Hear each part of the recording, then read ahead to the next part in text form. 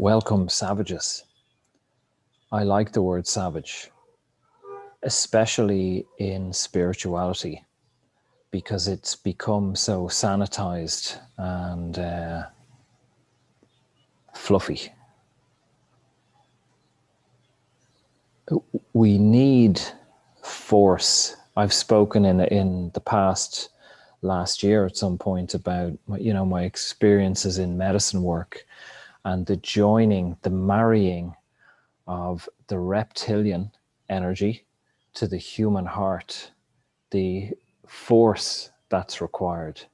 So peace or love in the world is all wonderful and beautiful, but there's also force required in love, a sedate love.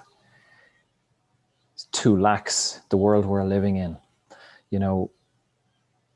You could ask yourself, how come they, us, governments, etc., getting away with lockdowns?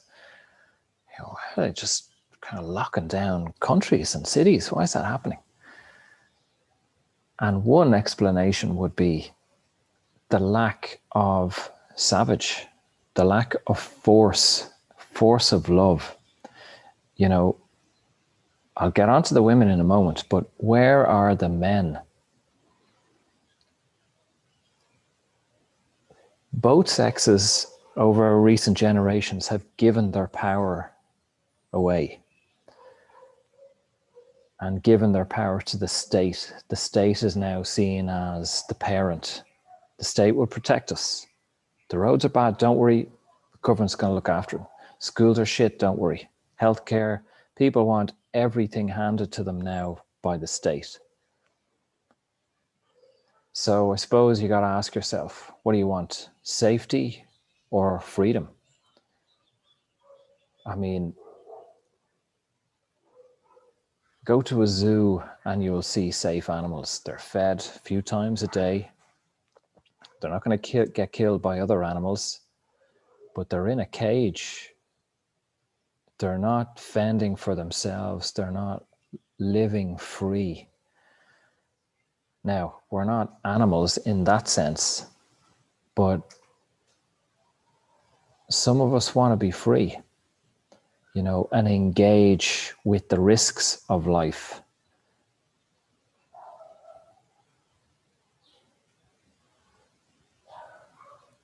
With the men over recent generations falling apart and both stepping back and being pushed back, women don't look to their partners. Women now look to the state. So during early lockdowns last year, a lot of the complaints from the public, reports about the neighbor. He went jogging twice a day. There's 5 people in that house. There's only meant to be 3. All this kind of thing. A lot of those reports were by women. And the root of that is that women don't feel safe. I know this is a generalization. So they're looking to, who's going to look after the family here? Who's going to protect? And the state has become the parent. Now, don't go pointing your fucking fingers at men, because you've designed this for you as well. And you're responsible. I do get riled up whenever I hear women saying, the patriarchy, men are doing this or that. I immediately will stop you. What the fuck are you doing? You doing your work? If you're doing your work, you will draw in higher men. So don't go blaming men. Blame yourself. Look at what can you bring to the world.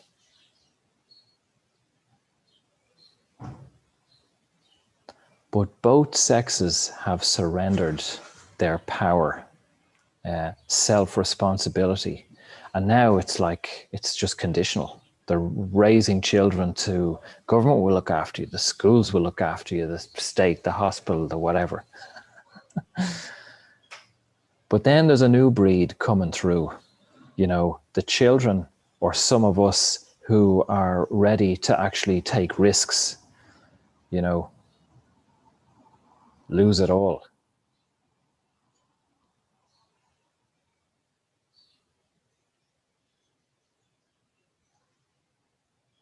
So the savage, I've often said that a human being is like an old school pie chart. Gavin is funny, Gavin is compassionate, Gavin is helpful. Gavin is also impatient, irritable, angry. Did you know Gavin is a fucking psychopath? Gavin's a narcissist. Gavin's a murderer. Gavin is all of the, and much more.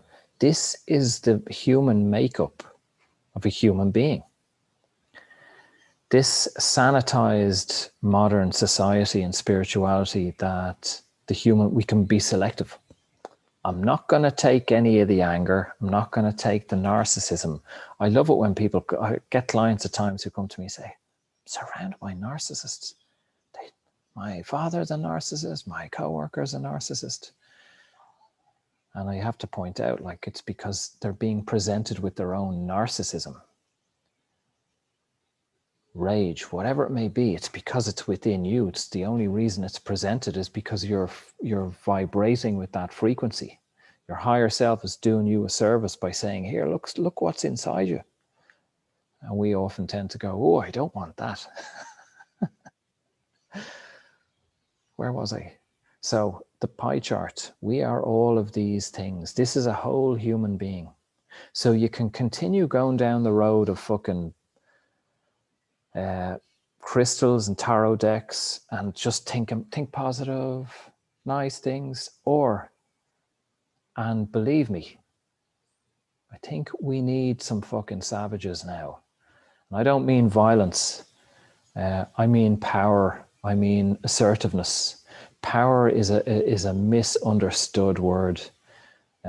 Power is force. My work, and most of my work is with women, is to empower women to find their own fucking voice, their own power. Stand up to the husband or the nasty boss or whoever it may be. Fucking express. Not from a place of anger at all. That's not growth. That's not integration. So feminism, don't get me started. Angry women, mainly. Women who want to be men, want to be like men, and fuck off. No.